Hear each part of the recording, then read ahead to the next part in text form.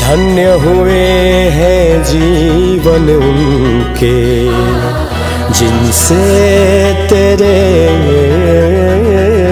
नाते हैं।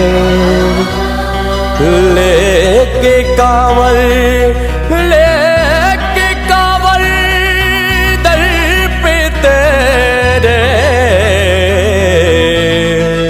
किस्मत वाले आते हैं।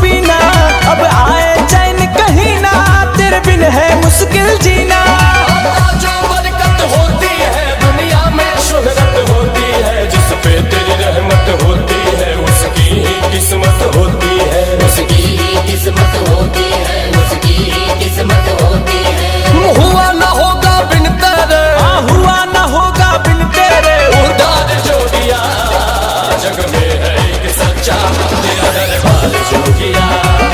जग में है एक सच्चा तेरा दरबार जो किया।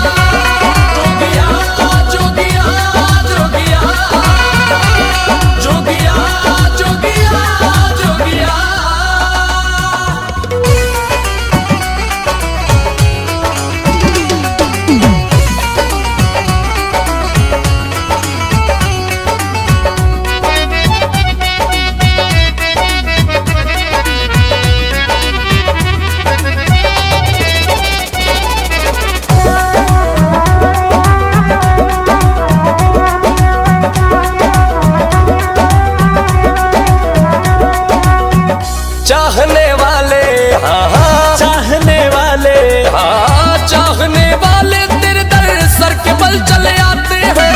सर के बल चले आते हैं। सर के बल चले आते हैं। अखियन में दो अश्क भरे दीदार तेरा पाते हैं। दीदार तेरा पाते हैं। दीदार तेरा पाते हैं। भूल कर नाम जो अपना बस तेरा नाम सदा गाते हैं।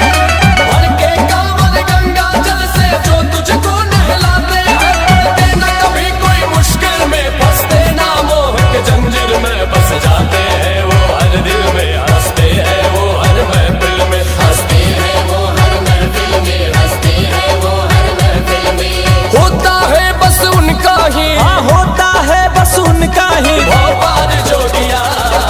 जग में है एक सच्चा तेरा दरबार जो किया। जग में है एक सच्चा तेरा दरबार जो किया। जो किया जो किया जो किया जो किया जो किया जो किया।